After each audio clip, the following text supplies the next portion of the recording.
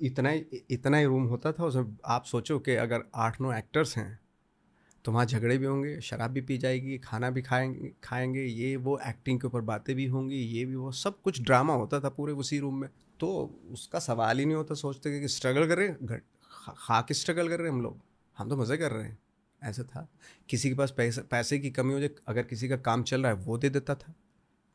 और उधार लेने का भी तरीका हमें आता था। किसी से पैसे उधार लिए, उसको बोला कि 16 तारीख को तेरे को दे दूंगा। तो जैसे 16 तारीख आती थी, किसी से लेके उसको दे दिया, उसको बोल दिया 17 को तेरे को दे दूंगा। तो इस तरह के चीज़ें भी करते थे। पर खुश थे, बट खुश थे, हाँ। फूकते थे। मैं थोड़ा पड़ गया था बीच में ऐसे लोगों के बीच में, सेम। तो मैं फूकने लगा था। और बाद में मुझे रियलाइज़ हुआ कि भाई ये तो बट उससे फ़ायदा ये हुआ, हालांकि मैं ये प्रमोट नहीं करना चाहता हूँ, लेकिन मैंने गलतियाँ की। बट ये तो था कि एक जो ट्रैवलिंग मिलती थी ना उसमें बड़ा मज़ा आता था। प्रमोट नहीं कर रहे हो? नहीं, बिल्कुल प्रमोट नहीं करना चाहता, वो हमारी गलती थी, उसके हाँ, लिए हम माफ़ी चाहते हैं। ये बट मैंने खुल के 1000 बार कहा है ऑनलाइन। अब जिंदगी साफ सुथरी हो गई है। हाँ, कॉलेज में बहुत गंदगी थी। गंदगी थी, हाँ, एग्जैक्टली। गंदगी में भी मजा आता था। गंदगी बहुत आता भांग की हो? है। भांग, हाँ, भांग तो हर कोई करता हर है। कोई करता है भांग, तो होली पे किया कई बार। हाँ, क्या होता था आपके दिमाग में?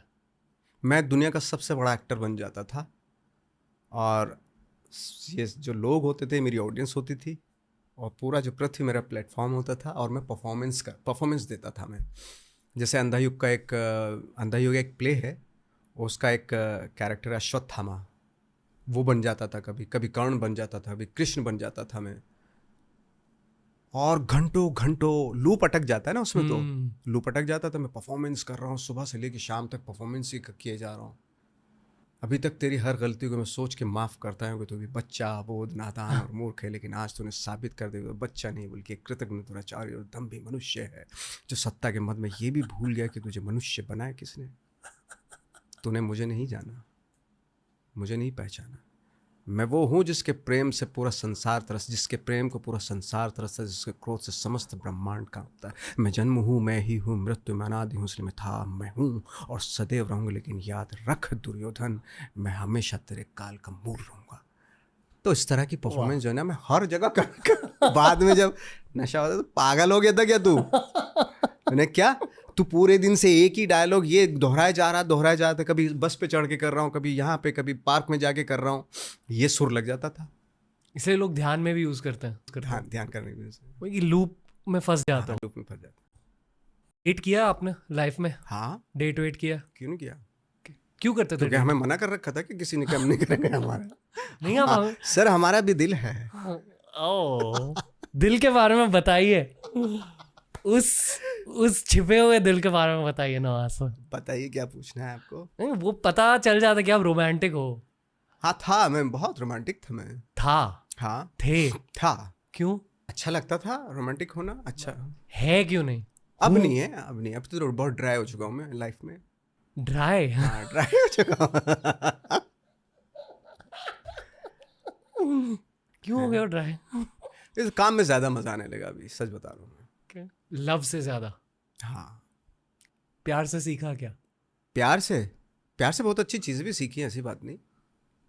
लेकिन वही है ना, चीटिंग वीटिंग हुआ काफ़ी। दिल टूटा? हाँ, दिल टूटे, रोए धोए, फिर गाड़ी पकड़ ली, फिर निकल गए। नहीं मानता कि आप खुदा के बंदे हो जेन्यूनली।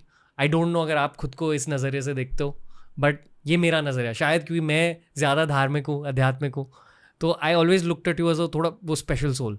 इसलिए शायद आपके सामने ना भी नहीं निकल रही कम्प्लीटली।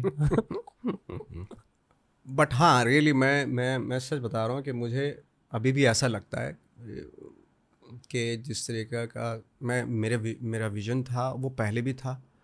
और जब मैं ट्रेनिंग ले रहा था नेशनल स्कूल ऑफ ड्रामा में, तब भी मेरा विज़न ही ऐसे था, और आज भी ऐसा कोई पलटा नहीं है, ऐसा कुछ वो नहीं हुआ। मैं हमेशा ऐसे ही विजुलाइज़ करता था अपने आप को, उस तरह की फ़िल्मों में विजुलाइज़ करता था जो बहुत ही ऑनेस्ट सिनेमा हो, बहुत आर्टिस्टिक हो, और बहुत ही सिंपल हो।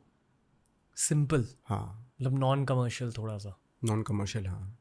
ओके, कमर्शियल सिनेमा को किस नज़रिए से आप देखते हो? वो ठीक है, वो भी मैं कोई बुराई नहीं करना चाहता क्योंकि वो, बट उसकी वजह से अगर एक जो छोटी फिल्में अफेक्ट होती हैं वो थोड़ा सा, क्योंकि अभी हाल फिलहाल जो मैंने देखा है, बहुत ही अच्छे अच्छे स्क्रिप्ट लेके घूमते हैं लोग, और हमारे कंट्री में बहुत टैलेंट है, इतना टैलेंट है कि मैं सच बता रहा हूँ कि शायद ही किसी दूसरी कंट्री में हो, बट उनको सपोर्ट सिस्टम बिल्कुल भी नहीं है किसी भी चीज़ का। जब वो अपनी स्क्रिप्ट लेके आते हैं तो लोग बोलते हैं यार इसमें ड्रामा नहीं है, इसमें ये नहीं है, उसमें नहीं है, तो बेचारे ठंडे बैठ जाते हैं। कोई किसी की मियाद होती है कि 5 साल स्ट्रगल करेगा, 10 साल करेगा, 12 साल करेगा, उसके बाद वो टैलेंट जो है ना फुस हो जाता है, बैठ जाते हैं, वो ठंडे हो जाते हैं। टैलेंट ठंडा हो सकता? टैलेंट जो है ना आई थिंक बहुत ही फ्लक्चुएट होता है एक्चुअली। ये ज़रूरी नहीं है कि आज आप टैलेंटेड है तो कल भी रहेंगे। क्रिकेट की तरह इट्स लाइक दैट। अगर आप खेलते रहे, क्योंकि आप अगर टैलेंटेड हो और सर्कल आपका बहुत ही अजीबो गरीब है तो वो अफेक्ट करेगा आपके टैलेंट पे, स्पेशली एक्टर्स को। स्पेशली एक्टर्स को, क्रिएटिव लोगों को।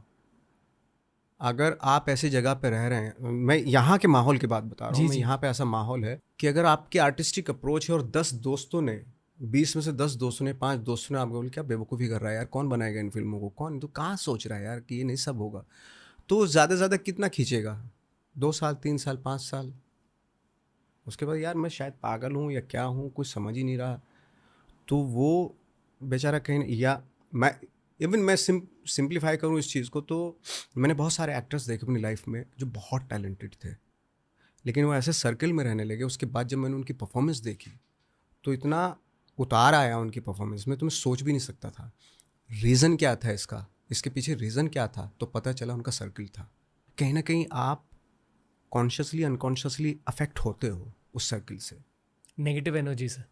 नेगेटिव एनर्जी भी, या जो एक माहौल है हमारा कमर्शियल फिल्मों का, ये सोचते हैं कि नहीं इसमें तो ऐसा होना चाहिए, उसमें फाइटिंग होनी चाहिए, गाने होने चाहिए, ये होना चाहिए, वो होना चाहिए, तो कहीं ना कहीं कुछ लोग हैं जो रह जाते हैं, वरना बहुत सारे लोग उसकी जद में आ जाते हैं। Okay. आप खुद को टैलेंटेड मानते हो? मैं बहुत कोशिश करता हूँ। हाँ ये ज़रूर है कि कुछ चीज़ों का एक्सपीरियंस बाय द टाइम हुआ, पढ़ाई की मैंने, ट्रेनिंग की, वो फ़ायदा हुआ उसका, और जो रियल लाइफ में जो एक्सपीरियंस हुआ उसको एग्जीक्यूट किया कैसे किया जाए परफॉर्मेंस के दौरान, उसका थोड़ा सा आइडिया है बस। रियल लाइफ में जो एक्सपीरियंस हुआ उसे एग्जीक्यूट किया आपने परफॉर्मेंस में। परफॉर्मेंस में चूँकि मैं ट्रेंड था तो वो बहुत ईजी हो जाता है उसको एग्जीक्यूट करना। हाँ। हाँ, दिमाग में क्या चल रहा था? दिमाग में था कि पैसे मिल जाएंगे सीन के बाद, क्योंकि भूख बहुत लगती थी उस वक्त पे, पैसा वैसा होता नहीं था, तो दिमाग में सिर्फ ये चल रहा था कि इसके बाद ये जस्ट ख़त्म होगा, उसके बाद मुझे चेक पकड़ा देंगे, कैश पकड़ा देंगे, मैं जाके भरपूर पेट भर के खाना खाऊंगा। सुनील दत्त सर से बात हुई? वो हुई थी, उन्होंने कोको कोला पिलाया था मुझे एक, अरे इसने बहुत बड़ा रोल किया है, इसको एक कोको कोला पिलाओ टाइप में ऐसे। तो फिर मुझे कोको कोला पे, दत्त साहब सामने बैठे होते और मैं कोको कोला पी रहा हूँ, वो जा ही नहीं रही थी अंदर, बूम से बाहर निकली। थूका आपने? हाँ थूका, अच्छे से भी क्या हो गया टाइप में, ऐसे हुआ इंसिडेंट। ये एक आइकॉनिक सीन बन गया अब आपके करियर की वजह से। जब लोग अब मुन्ना भाई एमबीबीएस देखना तो लियोनार्डो डिकैप्रियो का वो वाला मीम ऑन होता है। अच्छा लगता है ये देखकर? हाँ अच्छा लगता है कि यहाँ से शुरुआत हुई थी। हाँ, इमोशनल फील होता है? इमोशनल फील होता है क्योंकि उस वक्त पे देख रहे हैं हड्डी निकली हुई है सब। खाने को ही नहीं होता था। पर आप क्या प्राउड फील करते हो या सेल्फ पिटी फील करते हो? क्या फील करते हो? नहीं ऑफ कोर्स ना, दोनों में से ऐसा कोई खास सेल्फ पिटी तो फील ही नहीं करता। खैर